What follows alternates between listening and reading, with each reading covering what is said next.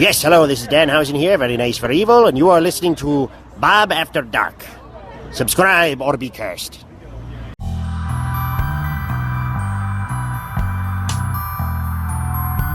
From Mothman and Nessie to the spirit that haunts your home, welcome to Bob After Dark, a podcast about legends, lore, and the supernatural.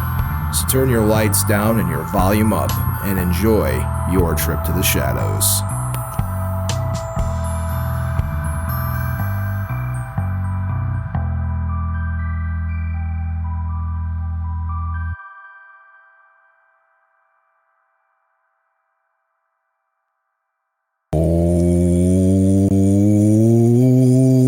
Hey there, children of the night, and welcome to Bob After Dark, the show that takes you into the shadows and goes and says hello everything that goes bump in the night.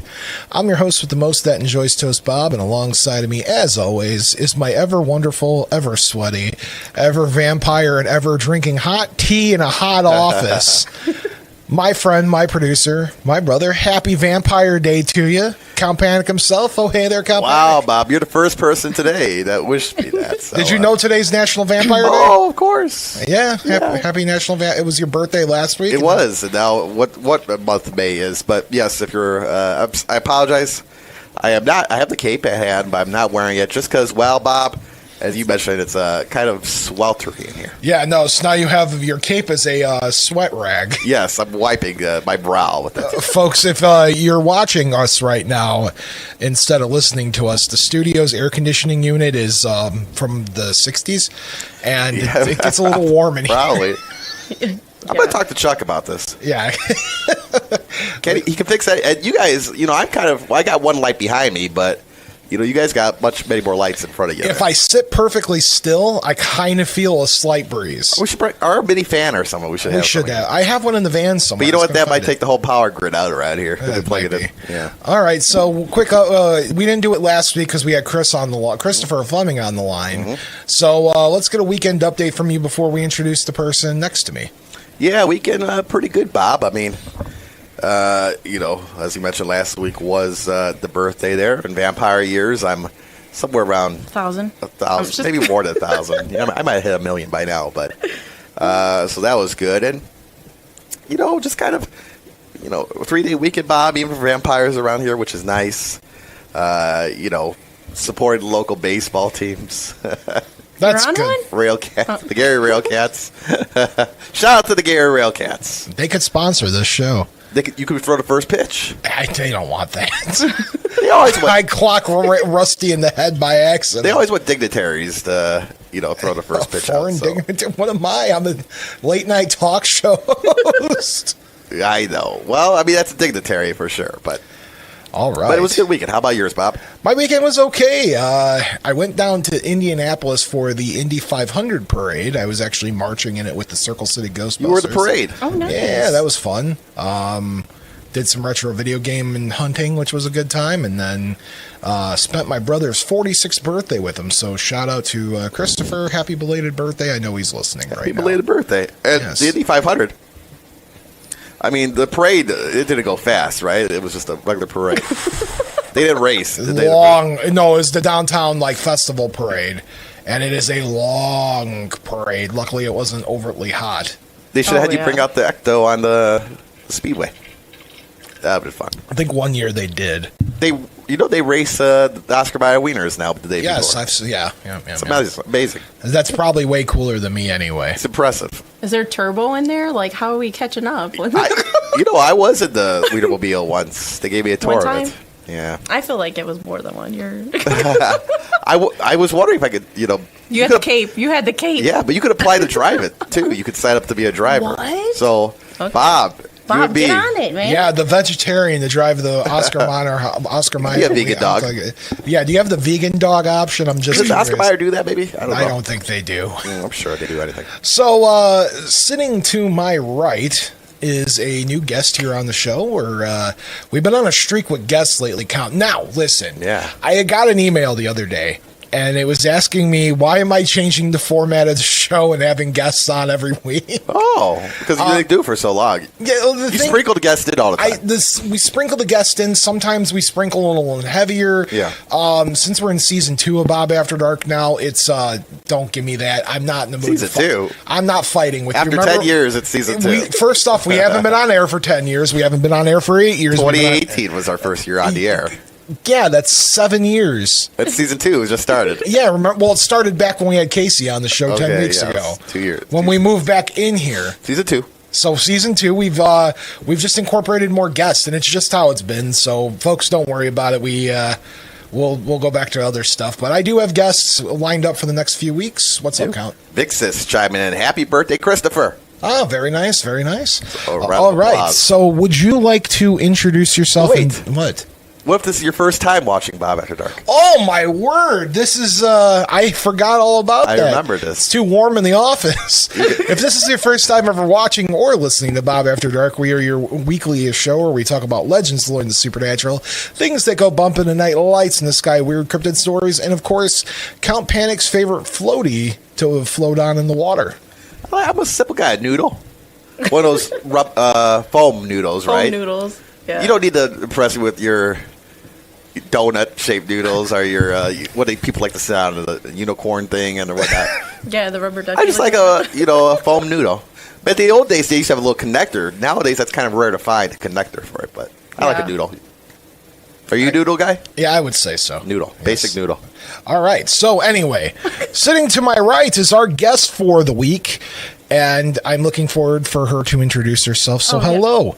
You're gonna have to Hello. get closer to the microphone. Okay. There, you got this. I All have right, faith in perfect. you. All right. So tell us who you are and what you do. Okay, so I am Christal Marie Gonzalez.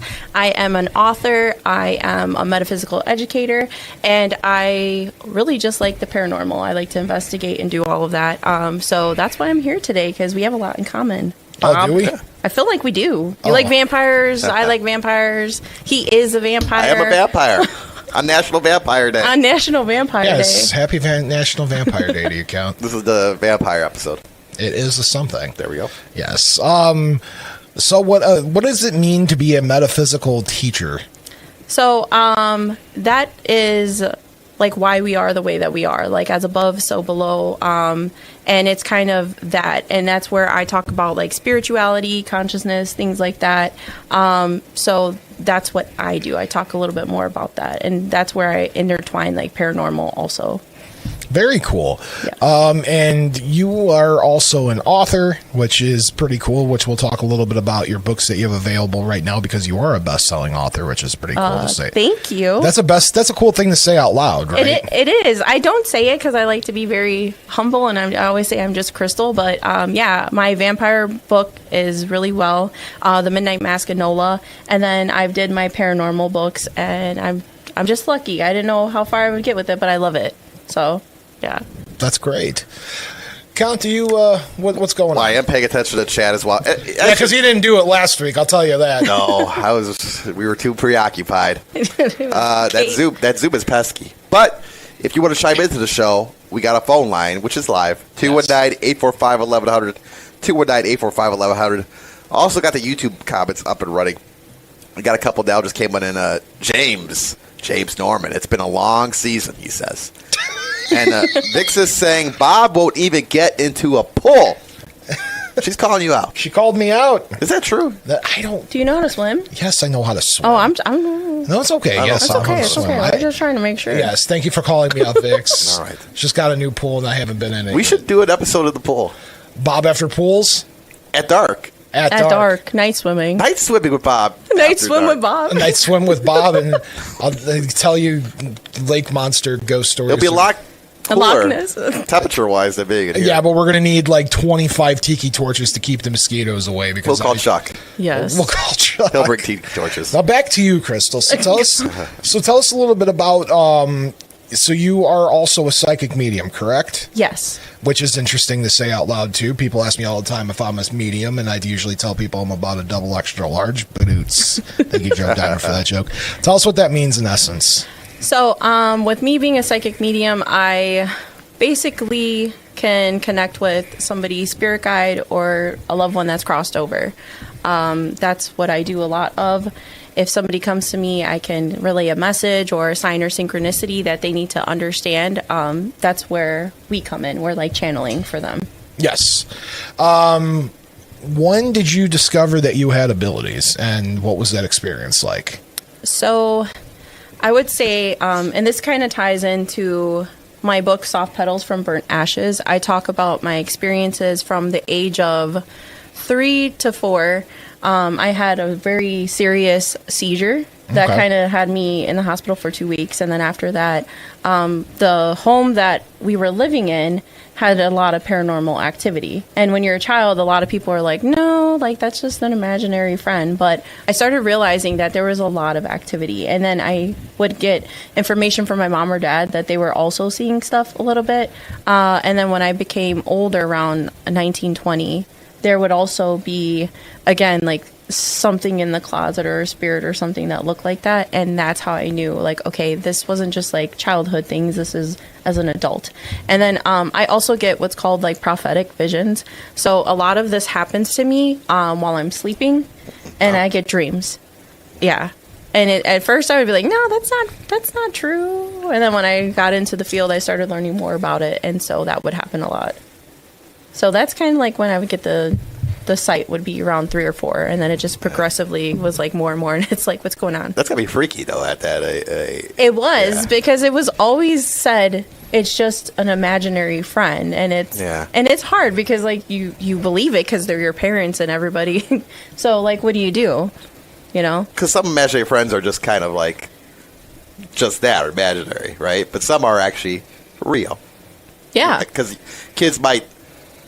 I mean, how do I explain it? Kids see them, actually. So. Did Count Panic just drop some paranormal like knowledge? Yeah, he's dropping knowledge. Well, here's the thing. Have you had when you were young, Bob, did you have an imaginary friend? I did have an imaginary friend. But were they like back at it now? It was probably some sort of. So you saw this imaginary friend? I did, yeah. Okay. And Mom will tell you I had full blown conversations. Because some kids, I think, just make them for the fun of it, like tea parties and. Whatnot. Well, yeah, but that also goes into your conscious and subconscious, and then like the gate program for the CIA, they would talk about like holographic programming, where it's like, what are you seeing?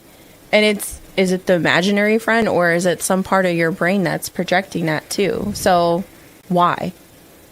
Right? Yeah. Why would you see it? Yeah. I just want to point out that in the 7-8 years that we've been doing this show, Count Panic usually sits back and he goes with the flow, and then he'll point out things that he finds interesting. Imaginary friends. But this was the time when he dropped it, when he's just like, imaginary friends could be a spiritual, like... We could do a show on imaginary friends. We should do a spiritual imaginary friends Talk episode. About your... But I want to point out that is fascinating that you did that to me, Count, after 7-8 years. Vampire Day. It is Vampire Day. I mean, knowledge. But wait, so let's talk about this. I know it's your show, Bob. No, first off, it's not my show. It's just titled Bob After Dark. It's the people's show. It's the people's show, and it's your show. You're the guest. I'm just here to host. I like how Bob's rocking the headset too. This is 1 ear. Yeah. Well, so do I. You only use 1 ear? Yeah. I can't do that. I don't know. I want to hear myself too. All right, I don't want to derail it. Go ahead. So I was thinking then. Wait, no, damn it, Bob. Now we forgot. Swearing. Imaginary friends. Sorry. Imaginary friends. Yeah. So we were talking about the whole imaginary friend thing. What about when we tell people who are like psychiatric patients? Yeah. Who are you seeing? Yeah. Because people think they might be a little bit making things up, but they're not. But it could be spiritual psychosis, where there's too much energy and vibes coming in, right? Yeah. Did you ever think, like, I'm just saying, like in adulthood, think about it. If I had glasses like you two, I would take them off and go, interesting. Interesting. So what was some of your first visions or dreams, prolific moments, or because you were 3 or 4, so and you remember like what was going on at that age? Why are you laughing? Answer the question. I'm monitoring the chat here as well. James, he doesn't like to swim. He's turning into a bobber. Vixus says, I still have that friend, but it's in the dreams. So there's that, too. But also, we have somebody on the chat by the name of The Ghost of Julian Colby. Now, Julian Colby used to be a broadcaster here long ago on WCLB. Oh. Wow. Now he has a YouTube, what do you call it? Channel? Or, I don't know, what do you call it? Page? The ghost of Julian Colby says, Hamina Hamina, Count is quite smitten with tonight's guest. Well, of course, why not? But you know what? The ghost of Julian Colby calling me out. You're blushing, company. But why is the ghost of Julian Colby? I know. Make So I sure you mean, bring out your cape. Come on now. Cut your cheeks. Tonight of all nights, the ghost of Julian Colby turns himself in. So good to have him here, too. I guess he's the real ghost of Julian Colby. But never mind. Well, he's in the chat. All right. So anyway, back to your moments. You're having these visions at 3-4. What were they like? Like, what do you remember? What you saw? What you remember? Or what you felt? Yeah. So not all of them because I was young, but Sure. I do remember I would see things like in the hallway in a dream, but then like when I woke up and like would go out with my mom, we'd come back in, I would think everything was okay, but then there would just be like one section of the hallway where it literally was me supposed to see the shadow figure, like the spirit that was there. So that kind of happened. And then I would say it more developed closer to like 10 and 11, where I could have more dreams, or I would feel this feeling like something bad would happen to somebody. And I couldn't explain it, but I'd just be like, is everybody okay? Like, I would ask my mom, and she would be like, why? And I'm like, I feel like you're going to get a call or something's going to happen. And that's, like, literally what happens to me now. So for friends, I scared one of my friends, I'm pretty sure. I had a dream, and I kept hearing, you know, you got to tell them about their car, their vehicle, something's wrong with their axle. And they're like, yeah, okay. And I'm like, no, like, something tells me you really need to check this. Soon enough, I get, like, a text message, and it happened. Stranded. I had to fix that axle, and I'm like, that's impressive. interesting. Yeah, it was, like, his spirit guides, I believe, were telling me something, and it was through dreaming. Mm-hmm. So it's always in dreaming for me, all the time. Never in real life, always in dream. No, but that's like the daydreaming too. Do you guys ever have that happen to you where it's a repetitive thing? Because I tell people to pay attention to that too. Do you have that, Bob? Well, daydreaming. Oh, I daydream a lot. I venture You're not often. sleeping, though. You're just daydreaming. Daydreaming, no. I don't get visions when I daydream. The only time, that's disassociation. Yeah. Really? You Yeah. feel like? I don't know. No, so you have visions when you daydream too, then? Yeah. No, but it's more profound to me when it's at like the evening. I can see that with pure clarity, and I'll wake up and then I journal. I do that all the time. That's a very big thing. Like, if you want to get better at that skill, it's to write down and remember these certain like symbolisms and things that would happen. Sometimes it could just be actual literal things, or it's symbolic. So you're like, why am I seeing this again? Or why did this happen? And you kind of have to decipher that. And that's when your spirit guides are kind of connecting with you in a sense. Sure. So, yeah.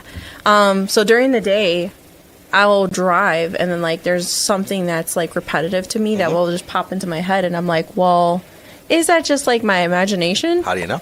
Yeah. And that's when you know how you feel. And when you have that anxiety and panic feeling, that's the anxiety type of thing. That's not your intuition telling you that. That's a totally different feeling. So, yeah, Bob, that's my story. Yep, good call, everybody. Good night, everybody. Yeah, just kidding. Well, Vixus says, always daydream at work, and that pesky ghost of Julian Colby. It was nice having this place all to myself. Thanks, PNW. Nice. What? I love that. The ghost of Julian Colby. It's a pesky ghost already. He's real serious right now. Snarky in the afterlife. Right? I don't remember him doing all that. But he is with the Ghost of Preacher. He just chimed in, just doing our thing. So Ghost of Preacher's with him as well. Yeah. That makes sense. You could, I mean, we were kidding before the show about maybe, well, you guys are more into this. I don't know if you want me to summon spirits, but you guys are the ones that might want to summon No, spirits. the studio was insane with the energy. We had Right back there. So we had years ago. What would you say, Bob? 2019, 2020. Oh, we were past 2020 when we did it. Was that post Yes, COVID? because I remember the next day I woke up and got a tooth extraction. So this would have been like 2021. We basically we had our friends Northwest Indiana Paranormal, Pete Rice and his team. You might have met them before. I'm not sure. Maybe, yeah. But they came in here and did an investigation, and that video is up on the old Facebook somewhere. But it was pretty thrilling stuff, Bob. It was the temperature here was much better because we did it. I think when it was cooler fall. outside. Yeah, Yes. fall time. But it was a Yeah. good time trying to see what we could find here. So Yeah, I definitely think you need to do more investigating back there because immediately when you showed me the rooms, I'm like, what's over there in the closet? I was like, did you Yeah. did you sense something back there? Yeah. So when Bob was back there, I actually thought somebody else was behind Bob. Really, it wasn't Yeah. me. No, nobody was there. No. I mean, there was somebody there, but it wasn't Bob. No, I have a feeling something wanders around here with Yeah. me because we did some Estes method in that back room before, and during the Estes method, the giant steel door That's connecting ridiculous. to the sound engineering room slammed shut, and it's a giant Which is thick weird. door. Yeah, that Wow. was weird. That was a strange incident. And nobody, you might think there's some hanky-panky going on, but no, nobody was. You need to change that word. Remember, hokey or phooey. hanky-panky. Yeah, that's not the word you think it is. No, hanky-panky could mean anything. No, it It's can't. multiple things, hanky-panky. I think that's up to you. There is no hanky-panky at WJLB. There was no hanky panky. Yeah. But, That's- so you said, because you could sense things, you said something specifically in that back room over there. Yeah, the back room, and then you said in front of that, what was that?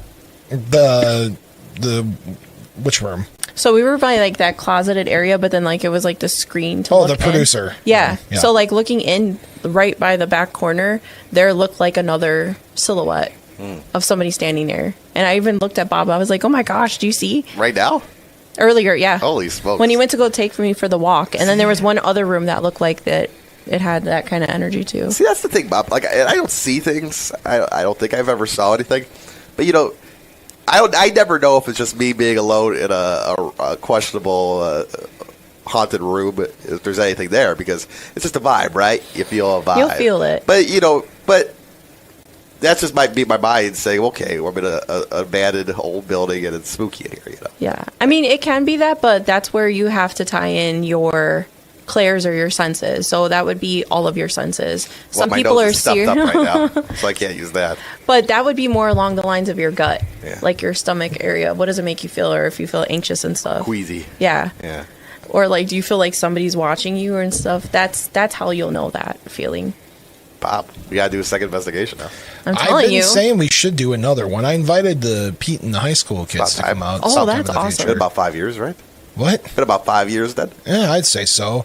Remember the time we came in here and we had that episode with Steve, and Steve stopped and when we were in the sports studio. We were just hanging out there because there was other The studios. studio's under being renovated, construction, yeah. And then when Steve's like, I just saw a shadow walk by the window. I'm like, no, it's Preacher. There you go.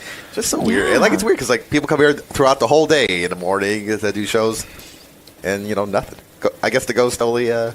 But Only that's come why in the the night. spiritual end of it is usually more at peak, I feel like, in the evening. Yeah. A lot of the times. Like after 5 o'clock, you'll start feeling or They seeing sleep that in. Yeah, they like to sleep in a little bit. Yeah. But I've actually gone on investigations where the daytime I felt like I got more absorbed than the evening. Have you? Nah, it's always about night. I was going to say, nighttime is usually at its peak. Well, people do investigations right there today. People do investigations I've done, during yeah. the day. It's safer because you're not going to fall.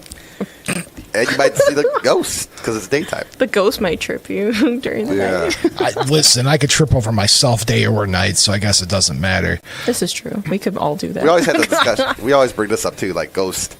In October, that's the peak for everybody wants to ghost hunt, right? Because Yeah. everybody and their mother's doing it, but ghosts don't know it's October, right? No. No. Anytime is October. Yeah, you can do anytime. Right? Yes. Remember, folks, our phone lines are open 219-845-1100. That's 219-845-1100. Tell me a little bit more, if you're comfortable sharing about your abilities, your gifts,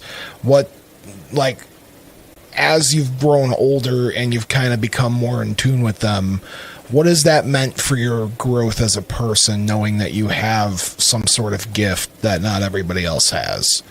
So I did have somebody ask me how does it feel now that my ability seems to have strengthened. When I was younger, there would be that gut feeling, and like I'd be like, no, this feels kind of off. And you know, when you don't strengthen that, you kind of don't go along with certain things, and then like something bad happens. And now that I've grown to sense everything, hearing, sight, visual things, I feel like I'm more aware of the moments, and I do feel like I get more clarity, and my intuition can see through certain things where before it didn't. So like if I sense like a space just doesn't feel good to be in, or a decision doesn't make sense to me and I don't think I should do that, I've come more to terms with myself and my consciousness that I'm like, this makes sense for me to do this, don't do this.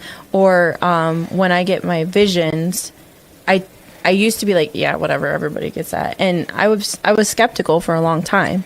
So it took a lot of this over time for me to develop it and really truly understand it. And now I see its spirituality and everything kind of all together.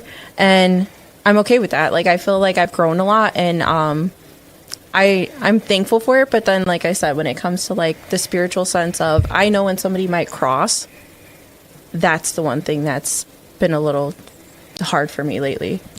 Like, I felt it, like they're going to pass or like something like that. This is interesting. Go ahead. No, go on. So You're leading the show today. No, but she's bringing up Yeah. some interesting. So not that essentially like they're in like hospice care. These are just people you meet on the street. So, well, I do have encounters where people want readings and stuff like that. And I'll kind of know, like, I just actually recently had one, and I feel like her pet was going to cross over. Mm-hmm. And sometimes people ask that. I don't like those kind of questions. Ethically, I try not to do that. I mean, everybody can do whatever they want. It's just something I don't like to do because I don't want anybody to be fearful of that. But no, like, most of this happens with big encounters with my people. So it's like who you're connected to energetic wise. Did you ever feel like you're wanting to text somebody and you're like having a thought and all of a sudden, boom, you get like a text message? Yeah. So energetically, when you're tied with somebody, that can happen. So that's why my friend, when I got the dream. You text somebody, have you ever texted? I've done that before. We both texted right at the exact same time. That's happened. Yeah. And it's literally happened to me or my other friend, and we're all in the friends group, and I'm like, that's weird. We were just talking about them. Yeah. So like the same thing with dreams. I'll have friends, or like even specifically, I knew when my mom was going to pass because I had a dream. But again, like how you're saying hospice patients. Well, yeah. But hospice patients can get visions or dreams from people that have already crossed over. And most nurses say they know they're going to cross over when they start getting those dreams. Yeah. So, yeah, that's kind of how I know. It's rough, but that's... But like, I'm just saying, say you're somewhere on the train or something, and you sit next to somebody, and you're like, oh boy, I get a bad, something bad might happen to this person next to me. You ever get that? Or no? I have, and that's why I'm saying, like, the one time when I had to text about don't go now or don't drive now, it's because of that. Like, something might happen with an accident or something. I try not to say that because I don't want somebody in fear of it also, like waiting for it to happen. So that's like another thing that I'm really careful with. And I remember when I talked to my mentor, and I'm like, well, if it's God's will, because I'm like, I know what we do as a psychic medium, or like how I get prophetic information, but am I supposed to tell them that? Do I want to scare them? Like, you know what I mean? Now they got this news. Yeah, so it's only specifically if somebody asks that question, I can feel a sense in a way. but now that I know you do this, it's hard for somebody not to ask you that question, but I'm not going to ask that question. No, you're good. I don't want to know. Go home. I don't want to know anything. Bob, you don't want to know, right? What do I want to know? If something bad will happen to you soon. You don't have to tell me. I'm a walking calamity. Something. He just said he would trip on himself. Leave him alone. He has his own risk. Only in the dark, though. Only in the dark. Chime into the chat here. Again, number is 219-845-1100. Vic says, the night brings the energy. Heather says, near-death awareness. Yeah. And Art, our friend Art, who tunes into the show there, I feel more spirits the more I hang out at Big Frank's Sausage. So, shameless plug. I think he's talking about the other spirits now. Yeah. Big Frank's Sausage, East Chicago, Indiana. Stan does listen to the show, so we'll give him the plug there for that. He does listen. Also, William Baker chiming in here. Long time no chat. He says, and he predicted this. Tony's got a cold. I do got the sniffles going on here, but I see that in his future, he says. So, but it's already happening, so we're in the present there. I love that. That's Sniffles, hilarious. so. But, that's fascinating stuff. So, I mean, that'd be overwhelming for me if I could tell that much about a person. Yeah, it is. You don't look at people the same. You're like, and you don't want to be open to that all the time. That's where I think the spiritual understanding that you know how to open and channel yourself and like close yourself off, because you don't want to do that.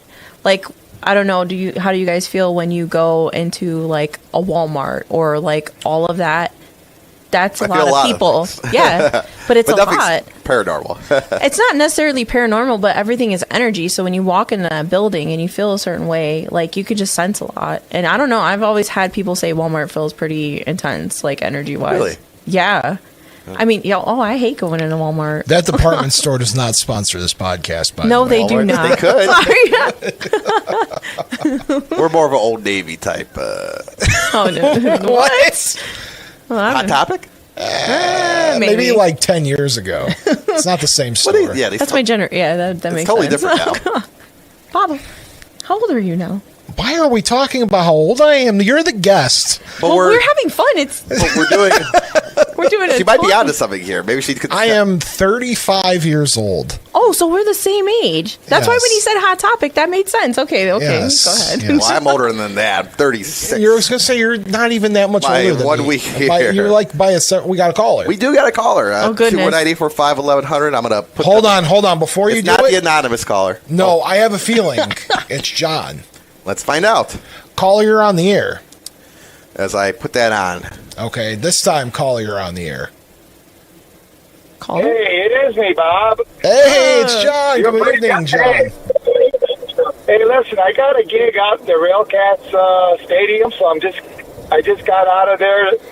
The game just ended, so obviously the first thing I do on Tuesdays is put Bob After Dark on, and I got to make that phone call. So I'm listening to your guest, and I assume she's, from what little that I heard, being that I just put the radio on, she is a psychic, and she can more or less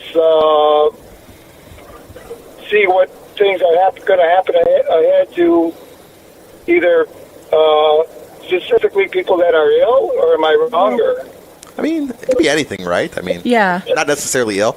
Yeah, it doesn't necessarily mean they have to be ill. It could just be kind of like everyday life, because I'll have somebody like, oh, am I going to win the lottery? And it's like, what do you feel? That's an easy no. That's a solid no. Yeah. Like, so it's like how about everything. like when you're, excuse me. So like you mentioned Walmart. So, well, if you're in any environment and where there's a lot of people or whatever, can you sense that maybe something is going to happen? Like an event? As far as any type of trouble or something like that. That's Yes. that I mean, So God that- forbid, you got people with guns now that just open a fire anywhere. Can you be in an environment and say, hey, something, I feel something's really going to be, and then warn the people that are in charge that, hey, So I have what I mean? had situations like that have occurred, and that's like where you are so in tune that I'll feel like if I'm not supposed to go somewhere or somebody else isn't, like I said, I'll tell them, do not go. I'm like, something's going to happen. You're going to get in a car accident or some fight's going to occur. And that's that clear knowing. It's just something that comes to you intuitively and downloaded where you can't explain it, but you just feel it and know. And when you're talking about energy and being in a room, I could be in a room and have different people and feel their emotions and feeling. That's that empath energy. So it's a lot that you can feel and sense. Sometimes I can tell when somebody's had a really, really bad day, they've lost somebody, and I can sense that. So yes, I can. I have talked about those kind of things. Now saying like armed stuff, I've never experienced that, but I do tell people if I sense something's off, do not go. Like, and I just know it's off. That's kind of good to have, though. Yeah. that's very interesting. So you might have said this, like I said, I just put it on, but so when did you get to know you had this, I don't know, how do you refer to it, as a Like talent or what? Yeah. a gift or whatever? I don't know how old you are now. No, it's okay. Were you at a younger age, or how did you know you had this say gift per se? Okay. So, like, earlier I was talking about, like, 3 to 4, I had a seizure that kind of was really rough, and I guess I was in the hospital, this is from my mom, for, like, 2 weeks, and I was just, like, getting through that. And a lot of people, when they have these abilities, they have near-death experiences or really traumatic things that happen to them that can heighten their awareness. So I feel like that happened to me. I've also had car accidents there's one specific that happened that was really rough, and I feel like that also did something. And so I can sense more and more through my dreams. It just started happening, and I'm like, okay, well, are these regular dreams or what's going on? And then when I would be able to do intuition tests, I was getting it, like whether it was like showing me a crystal or object or something like that, I was able to understand that and say it. And it just started developing more and more. And I think everybody needs to know that they have their own intuition. Everybody has clairs. It's just how you try to acknowledge it and how you can figure out your own feelings and senses to determine that. It's just you have to keep working at it. So yeah, that's kind of how it happened, and that's how I developed it more and more, was through practice.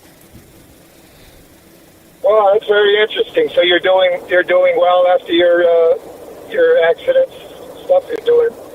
Yeah. Yeah, that was a while. You're pretty well now. You're Yeah. As far as health is concerned, so well, that's great, and very interesting guest, Bob, and I'll continue to listen to the show. And thank you for coming on. Thanks, John. you. We appreciate you. Thanks, John. Okay, have a nice evening. There we go. That was John right there. Drop that call. Make sure I did that right. I did. Good job, Count. Look at that. Yes. So far, our guest could hear a phone call. Everything is just coming up Millhouse. Yeah, as long as they never go on Zoom ever again, it just happens. We have our next guest next week's coming on Zoom. Well, Chuck promises that it's sturdy right now, so we're good, I think. Nice. Also, we got James saying Bob is 428 years old in Mothman years. Oh, thanks. And Gloomy Sorway saying Bob is the people's grandfather. What? I'm not that old. I'm not going to lie, though. I didn't think we were the same age. I didn't think you were that old. I didn't think you were 35. Also, now we got questions from the ghost of Julian Colby as well. Uh-oh. 17 books on Amazon, you said? How many? Yep. Well, yeah, about that. I make journals too, yeah, so it's about 17. That's like, you're creating like one a year at that point, right? Kind of. I mean, I was making a few. I make novella style, so they're slightly like thinner. Okay. And I've been writing them a long time in journals and stuff like that. That's a lot of my work, so yeah. Questions for this, though. Writing process. What is her writing process? And how has she put so much material out at such a young age? Does she work? Now, there's multiple questions. Does she work more than one at a time? And what's up next? Oh, nice. Man, we are getting ahead of ourselves. This is how we end the show, but I guess we can save the what's up next at the end. We'll save that last one. We'll save the last question for last. But it's a good question, because you're not writing atypical, like, other than maybe your vampire book, but like the book you have in front of us, this is like an actual spiritualism, like, yes, it is, thing. So let's talk about your process for fiction, and then let's talk about your process for metaphysical. Oh yeah. So as we speak right now, this is going to be hilarious, but I have always had the dreams like I do, and I would take everything as a visual sign. So I walk around with journals all the time. You never know when you need to break one out there. No, I have them in the car. Yeah. I have them in my purse. And I had these thoughts for a very long time. So I didn't start writing till recent. I want to say 3 years. Officially. But how many books in 3 years? About 18. I can't even write one. I can't even read that many books. I can't read a book that fast. But I read a lot as a child. So I would have all these concepts and things. And then I got divorced. I didn't know what I was going to do. And that's where the dreams would come in. And I was like praying. I'm like, well, what do I do? Like, what am I going to show as a mom? Like, and it was like, right. And I'm like, yeah, okay. So I came out with journals. So most of those are actually journals or coloring books, because a lot of my spiritual healing and stuff had to do with coloring, meditation, and journaling all the time. Even that, I can't even stay inside the lines. So. I know. I get like, but that's intuitive stuff too. So like, I'll be like, what you're feeling. Yeah, basically. So when I had the thought process for ideas, it would happen in a dream. I'd write it down, and then literally I write down. I'm going to tell you the whole process, y'all. Tell that's what we're here for. So I usually think of the land or wherever they're at. I think of the character names. I write them down all the time. And then I just kind of character build, think of their scenes, think of how I want to have the story go. And it's pretty crazy because when I start writing, I continuously write until it's finished. So some of these books got whipped out within a month because I would continuously write and edit. Now, were they edited a lot? No, but it was my work. It's what I did. And kind of like each chapter, I kind of make it up as I go. And some people might think that's madness, but I'm like, no, like this has to happen in this scene. Because you're doing it as you write. I mean, it's yeah, because some people had the whole vision in their head, right? Yeah, some people that I've heard from like real professional. Wow. It's like they start from the beginning and then go to like the end chapter, and I'm like, I don't do that. And then they fill up the spaces in between the chapters. I'm like, for me, I can't do that. That's not going to make sense. Like for my idea. Yeah. So it's always you don't like, know the ending when you start. Yeah, I don't know the ending, and then I kind of just wing it and think about it. And somebody's like, "That's kind of crazy," and I'm like, "Well, that's how it appears all the time." And sometimes it'll be inspiration for an object. Like, so not only do I do the paranormal and the vampires, but I made a Christmas book, and it was like, what? Why would you do that? Yeah, but I love Christmas. Can you share a little bit of the plot of that? So it's called Whispers of the Nutcracker. I always grew up. I know. Don't judge, Bob. I'm not judging. You're judging because it's a Christmas book. No, just kidding. Bob's terrified because they kind of look like dolls. Listen, my mother collects nutcrackers. Gets They're one like a year. dolls. Really? Yes. We're Terrifying. friends. Terrifying. Oh, no wonder why me and Mama had like a connection. That's awesome. Nutcrackers. So I would collect them, and so like basically, Bella Rose, she inherits her grandmother's bookstore that was in Frankenmuth, Michigan. So that just came to me. I was like, what's a good Christmas town? Like, where should this be? Yep. And I wrote it. Yeah. And I was like, all right, like, let me think about it. And then I loved the idea of nutcrackers. Well, Nathan Cole is from Chicago. He's there to develop Frankenmuth and drones and all this stuff for Christmas. And Bella's like, no, like, she's on a committee and she's like, no, let's keep this old school. Like, we don't need all that stuff. And it's kind of like a love story. And he doesn't know if he wants to be with Bella and love her. And then it's like, they just end up falling in love, and like it's like the Christmas spirit. It's like a Hallmark style. I was gonna say a Hallmark movie. See, we're thinking the same thing. Yes. So Frankenmuth has a lot of my copies if anybody wants to be out there. And you never know; it could be developed. I made a screenplay. There you go. I'm waiting for Hallmark. Hallmark, if you're watching this, don't they crank out like 100? Just kidding. Don't they crank out like 100 movies a year of Christmas? Just Christmas. I'm telling you, but I'm trying really hard for that one because it's like so heartfelt and stuff. But it's definitely different than our vampires. Just putting it out there. No, it's fine. And again, with that too. Do you do one at a time or work on that? Okay, so for one at a time. One at a time. You don't. No, because that's confusing, right? You mix your stories. I feel like it is. I have other author friends that can do both. I have the ADD. If you give me that, I might mix up scenes. I don't want to do any of that. Like, I just want to focus on one. That's why I said I'll focus on it, like, kind of in an obsessive way till it's finished. Then I edit it, and then I have to print it and format all of it myself. Can we talk about your writing process for metaphysical books? Are you okay over there? I'm reading the chats and coughing at the same time. We're going to go back to that question, Bob. But also, do you have a Krampus story, Christal? Or, I do. Because Ghost and Julian Colby's doing research on you right now. I do. I guess he researched your Krampus story. Yes, I want to go to the... Actually, Bob, I was trying to get into that could be a Krampus. The Milwaukee Krampus knot. That could be a Hallmark movie too, right? Yes, I love that one too. I love that one. That's a good one. You need to read that one, Bob. Yeah, I don't. Is that a feel-good story or is it terrifying? It's terrifying. Well, darn. Yeah. So that was a feel-good story about Krampus. What the? I know. It's like really interesting. The family goes out there. Sorry, I had my like mini stroke. I'm trying to remember all the storylines, but like they go out there and they end up going to like the parades that they normally have, and then they encounter all these different things going on, and then they might or might not meet Krampus. We need a book club. The Bob After Dark book club. Did we? Yes. We talk about that before. We talked about the dating app. There does, The yeah, that paranormal sounds good. date. We try to do the paranormal dating app. What? Yeah, we This needs talked to be a about- thing. We talked about We it. good. Well, we need a developer. And Halloween lovers, man. I'm telling you, it's hard out here. Art also. Bill chimed in as well. Bill's back saying you should go have a drink after the show. All of us Hot have a drink. toddy for you is what you need. I should have brought some Jack for this hot tea right here. yeah. Nice. Art, I think he means this in a very loving way. Bob, tonight looks like the burger.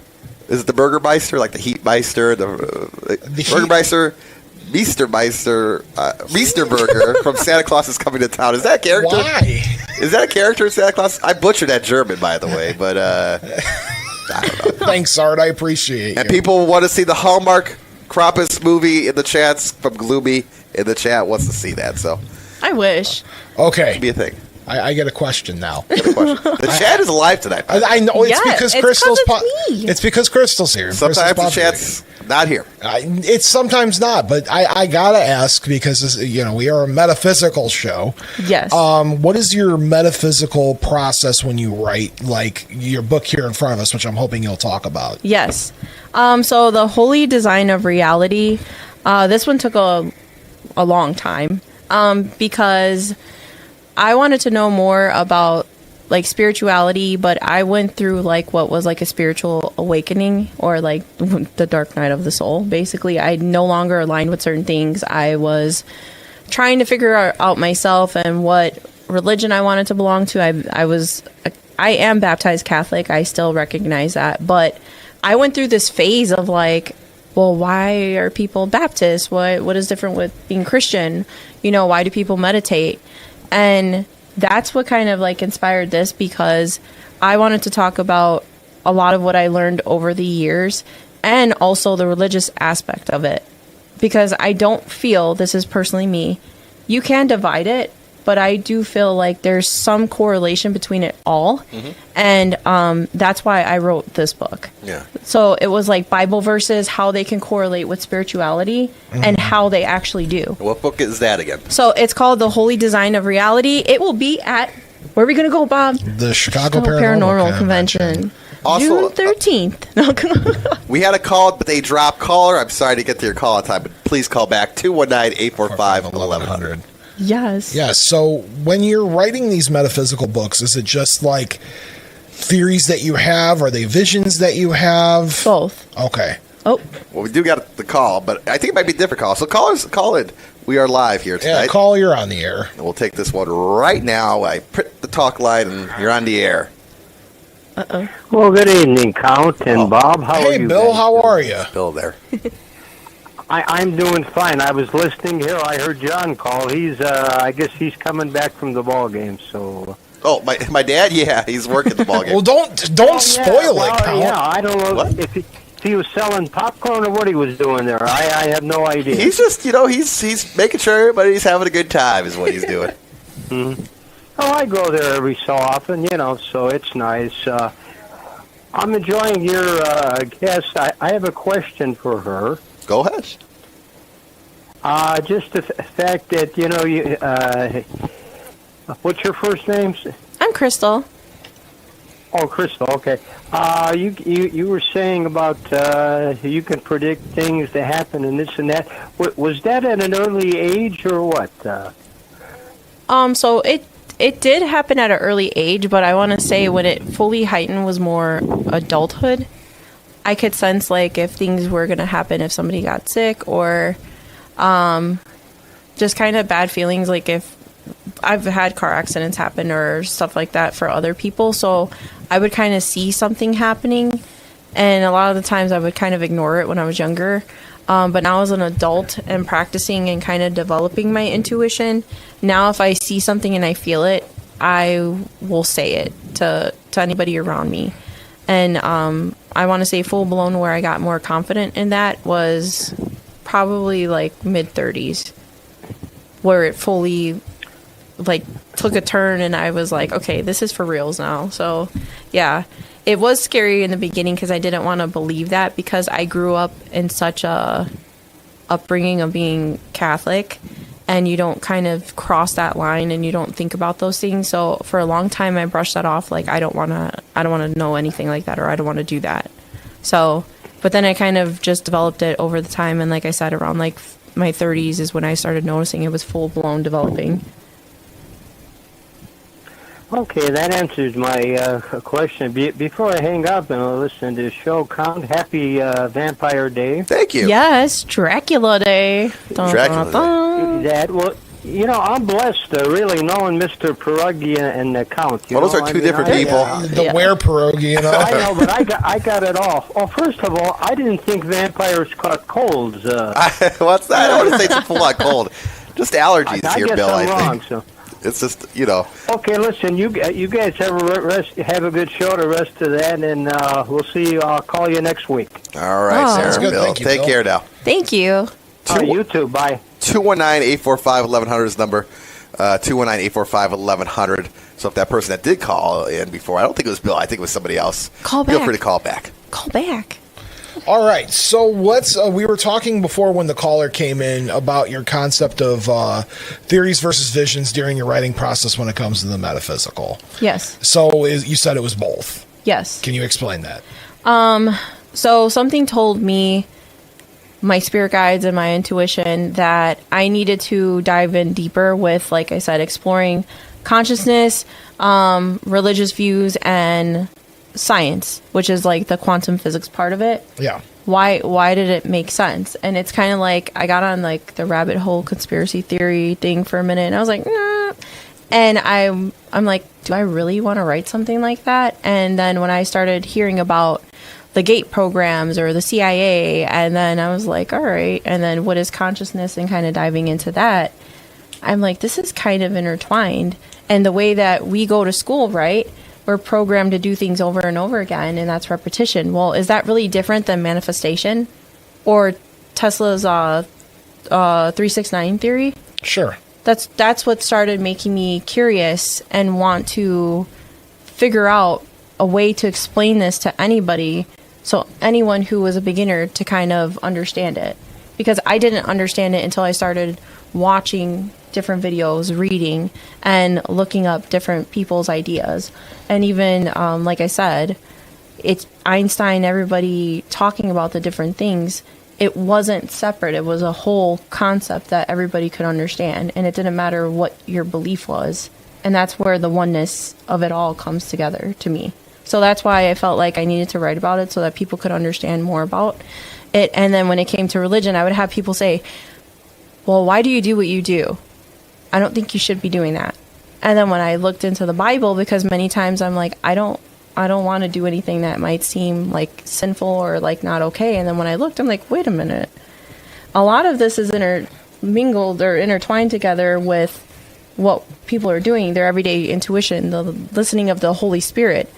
Okay, so when you go to church and you hear a man say, or the preacher, whoever you're identifying with, I feel like Spirit connected me, or I feel like God told me something that I have to tell you. Okay, well, that's no different than an intuitive message that you're getting from somebody who's a medium or whoever. So that's why I felt like when this came out, it was very important to explain that. Does that make sense? It makes plenty of sense. Okay, yeah. I was going to say, please tell No, me. you're on a show where we talk about ghosts and stuff, so I think Yeah. your theories are well open and well fine. Yeah. There's nothing wrong with it. What you feel is best is what you feel, and that's Yeah. And that was the openness to it that I wanted. It's that anybody who was at any level could read it and feel like, okay, this might make sense to me, and I've never gone to a spiritual thing, or I've never really been into full-blown religion, but you could still grasp something from the book. That was the whole reason why I made it. Sure. Yeah. Well, you know what? I mean, you're cranking out a bunch of books here, so it's sorry. hard. Well, I know we'll get to that at the end of bonus next, but it's hard to, you ever feel like you're strained sometimes? Like, how can I keep doing this? You think there's still room for many ideas out there? So, I am going to be honest. I was cranking them out. I had journals and things going on. When my mother passed, I I told myself I didn't want to write anymore. And then like a whole bunch of other things happened, and I'm like, I don't think I want to do this anymore. And then I went to like a really big convention thing, and then someone's like, you're going to have like another book, right? You're going to do this and this and this. And I'm all about signs and synchronicities. And at one time I was like losing hope, and I'm like, you know what? I'm an indie author. I don't have traditional publishing. I had many different things where it's not like your ego where you want that boost of confidence, but it was like, are the people that are supposed to read these books going to be connected or like them?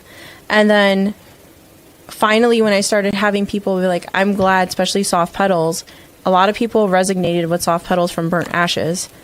And it was like a healing type of thing, but also a memoir of myself and things, and like even the spiritual sense. And that was the biggest one I was afraid to publish. And then I realized so many people said to me, I'm glad you wrote that, because I didn't realize all the traumas and things that I went through. And I could resonate with you a lot. And now I'm doing the inner work for myself. So that's where I felt good. And I'm like, you know what? I shouldn't stop writing, because it does mean something to someone out there. Because my mom, Bob, I think you noticed it years ago, 2005, yeah, maybe around that point, she came out with a book, a fiction book called Inn of the Dunes. Plug for that, INN of the Dunes. But, you know, the process of writing a book, and then getting it is one thing, but then getting it out there to the public, right? Yeah. I don't know if it's got easier over the years, because this was back, you know, going on, over 20 years ago now. Oh, yeah. It's gotten easier. Amazon is more of a thing up there. Like, you can really kind of I don't know, I assume you have a publisher for all the same. So everything that I do is from Amazon. Okay. I do Barnes & Noble as well. But no, like that's where the traditional publishing comes in with that. Yeah. So, I mean, there's some self-publishing too, right? But yeah, that's kind of what I do, because... not plugging, but if anybody who has a publisher, no, because like you have to pay for it all by yourself. You work on your own. This is where the publisher comes in. Yeah. Yeah. So a publisher would come in and then, hey, Yeah. we're going to promote this book or get it out there to folks. But you're at this point self-publishing, and so you're doing your own publishing, because you're talking about it here on the air, right? Yes. For sure. Sorry. No, you're okay. Bob, I mean, aren't you in the process of writing too? Yeah, something like that. It'll get done when it gets done. Well, that's actually a good thing. Can you offer any advice to Bob about writing a book, having written 17 of them? Just keep going. Oh, thank you. Just keep going. So as we're wrapping up here, I'm curious, what are some of the services you offer as a other than a writer? You offer services for people. What are some of those services you offer people? So I do readings. When you say readings, what do you mean? Like tarot readings or? So sorry, you guys. No, you're okay. It's warm in the room. Yeah, oracle readings. I do know tarot, mediumship. I do Reiki healing. And then pretty much that's what I like to do. And then most of my author stuff, which would be like publishing, helping people lay and formatting. That's what I like to do. Sure. I know too, like the cards, those are popular these days, right? It's like oh yes, I'm an oracle card creator, so I make my own oracle cards. Wow, how about that? Can you tell us what the difference between an oracle and a tarot is for folk that might not know? So tarot kind of has its own definitive faces and meanings. There's no way you can like switch them around. Sure. Oracle is like your intuition, different symbolism, and it's like whatever you're coming with. So there's no right or wrong answer. Where, like I said, tarot, if like you have the knight or different art, like different meanings of them, that's kind of what it is. Like if it means money or whatever. Yeah. Whereas oracle, they could be anything. They could be angel numbers. They could be like you need to do this or you need to do that, and there'll be like phrases at the bottom or imagery, and then you kind of identify what it is that the message needs to be given to somebody. Where like tarot is like different. I feel like that's also too. That's more people are into that these days. Like in the old days, Bob, we had. Is this the same family, like the crystal balls and totally kind of like yeah. Well, that's like the intuitive paintings or automatic writing and stuff like that, and ball like the crystal ball. Looking at it, that's it the is old like school that. way of doing it, right? The crystal ball. Now it's more so card based. Yeah, I would say that for sure. Crystal balls. Crystal balls. Bob's distracted right there. No, I'm okay. I guess my final question is, what's next for you? What's on the docket? So I do have more book signings to do. Hey. I do have an oracle deck that I'm hoping to come out that's more angel numbers, spirit animals, because I do a lot. I love animals so much. And then I have The Haunting of Ash Cafe that's coming out, which is really awesome. It's based off of like a haunted like coffee shop cafe. And then seeing, it's like kind of a psychological thriller crime. So Wow. it's a little bit A different. little bit of everything there. Yeah. So I'm really excited about that. And then I also have a different vampire book that I'm thinking of and Hey. working on. Hey, that's interesting. We're announcing that vampire day no, here. more Chicago-based mob. If you like the mob, we're going to talk about that. Vampiric Bob? Yeah. That's fun. Wow. Yes. Bela Lugosi meets Al Capone. Yes, we love that. That could be a thing. All right, Count, do you have any final questions for our guest this evening? Oh, if people want to find out more about you, Yes. They could follow me on Christal's Healing Heart on TikTok, Facebook, Instagram, Linktree. We have it all. are you on the? You said the TikTok, Yes, I'm on the TikToks. the MySpaces. Yes. Oh, I did have a MySpace, not We all anymore. on a MySpace. That was our generation. Count, would I have been on your top 8? Yeah, for sure. Did we not know each other back? No, I knew you in college. MySpace was, yeah, you're right, because it kind of dipped out with freshman year of college, right? I would say so. Yeah. I was well on Facebook by the time I was Yeah, in everybody college. was. They're still on. Wait, Facebook. would I been on? Would I have been on your Yeah, top we're all 8? about this. Yeah, everybody's on my Wait a minute, top you eight. were like, wait a minute. Of There was a course. little hesitation in that I'm going to go voice. change it tonight and add both of you on my top 8. Okay? Yes. Thanks, I appreciate Make it. sure you put the cape on. Yes. All right, folks. Crystal, before we take off, I usually make all my guests do some sort of quote, quip, piece of advice, riddle, joke, something to the audience before we call it quits. So Okay. what do you got for us? So everyone who knows me, Christal's Healing Heart, I always tell you, be the best you. I have it tattooed on me. Whenever you feel like there's time of struggle and you're doubting or not sure what your inner spirit's telling you, trust yourself. And you're always going to get past it and you're going to move forward. So be the best you no matter what. Excellent. Count, You want me to get? I never get asked the words of wisdom. I know that, but I'm asking if you have any closing words for the Oh audience. boy, I'm his top 8. closing rule. Yes, I'm changing my top 8 tonight. Thank you all for tuning in, as always. And now I'm more interested to see what's in the room behind me because you said there's something back there. Yes, yes. You can see if you're watching on YouTube directly that room back there, right? Yeah. There's something back there. So Yes. for the morning show people, be careful. All right, folks, thank you so much for watching and listening to another episode of Bob After Dark. I just want to wish all of you good night. To my mom, sweet dreams. To my dad, wherever you are in the universe, I hope you're happy, comfortable doing whatever it is that you want to be doing. And to Tiff, no matter where you are in the world, I hope you have the sweetest dreams of them all. Good night, everybody. And remember, the 2 most important rules of Bob After Dark are not all who wander are lost, and as above, so below. Until next time.